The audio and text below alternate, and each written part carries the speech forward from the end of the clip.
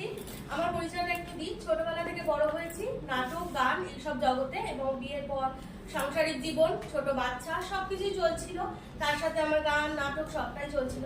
কোথাও একটা দাঁড়িয়ে আমার মনে হলো যে আমার বাচ্চা বড় হওয়ার সাথে সাথে দায়িত্বটা ভাগ হচ্ছে না। শুধুমাত্র আমার সন্তান এই পৃথিবীতে এসেছে আমার হাজবেন্ডের দায়িত্বে না, আমারও দায়িত্ব।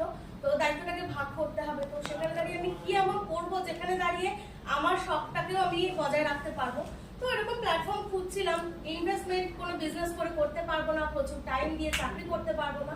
তো সেরকম একটা সময় নেটওয়ার্ক মার্কেটিং আসে আমার জীবনে। তো আসার পর ভেস্টিজ সম্পর্কে একটু একটু জানার আগেই আমি কিছু প্রোডাক্ট নিয়ে কাজ করি। আমার হাজবেন্ডের একটা টাইমে 5% চান্স ছিল বাঁচার, pancreatitis, gallbladder stone, hepatitis B, fatty liver. যখন সায়ন্তনদাকে বলি এই কথাগুলো, তারা বুঝতে পারছেন না কোন সাপ্লিমেন্ট অ্যাকচুয়ালি দেওয়া উচিত। তো যাই হোক, ফুড প্যাচ, সিএমডি, গ্যানোডার্মা, স্পিরুলিনা আর ফ্ল্যাক্স অয়েল এগুলো ইউজ করা স্টার্ট করে। এবং তারপরে যখন মানে ওর অনেক কম বয়স, আমাকে দেখেও বুড়ি বলে মনে হচ্ছে না একদিন, তো আমার হাজবেন্ডও বয়স্ক নয়।